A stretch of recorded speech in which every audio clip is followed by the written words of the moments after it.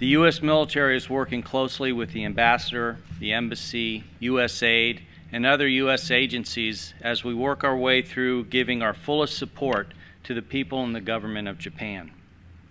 We are in constant contact and very close communication with the Japanese Self-Defense Force as we work our way through their support and relief requirements. This morning I was fortunate enough to accompany the Minister of Defense and the Chief of the Japanese Joint Staff to the disaster area.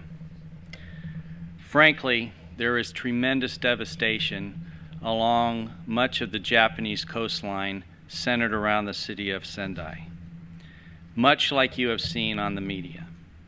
Both the earthquake and the subsequent tsunami wreaked havoc on some towns, cities, and rural areas all along that Japanese coastline area. But as we flew up and we looked out one side of the helicopter at that devastation, I looked out the other side.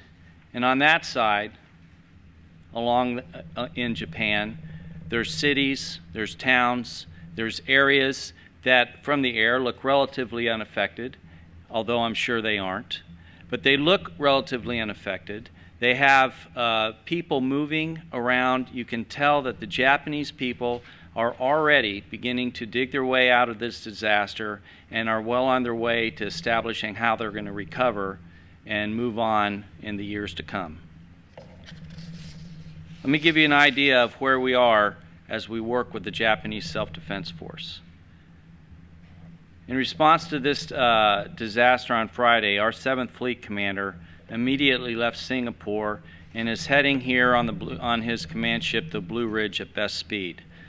You all know that the Ronald Reagan and its strike group is off the coast of the disaster area, and they are conducting sea survey missions, search and rescue missions, and relief efforts in very, very close coordination with the Japanese Maritime Self-Defense Force.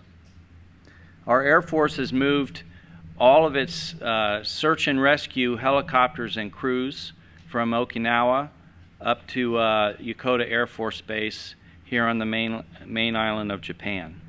In addition, they have deployed the rest of their C-130s from Kadena Air Force Base up to Yokota to round out our fleet up here. They all began flying missions yesterday. The Marines in Okinawa, the 3rd MEF, moved CH-46 helicopter assets and KC-130 aircraft up north to support the effort.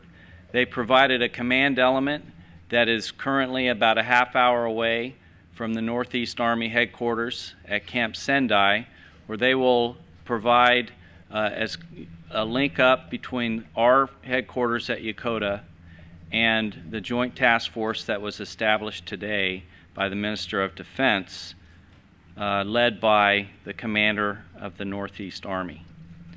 That command element will ensure that we are closely coordinating all of the ground and air requirements that new JTF, that joint task force, will require in the days and weeks to come.